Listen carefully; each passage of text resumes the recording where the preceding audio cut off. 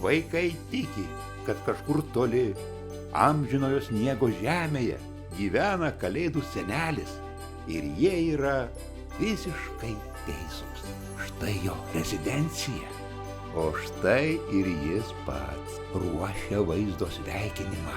Šiame vaizdo sveikinime Kalėdų senelis kreipsis į vaiką vardu, paminės šalį, iš kurios jis yra, ir pasitelkęs stebuklingą karuselę, sužinos apie vaiko elgesį ir mokymosi rezultatus.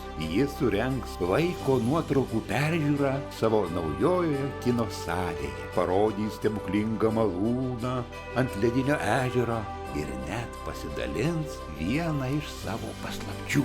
Vienas vaizdo sveikinimas gali būti skirtas keliems vaikams.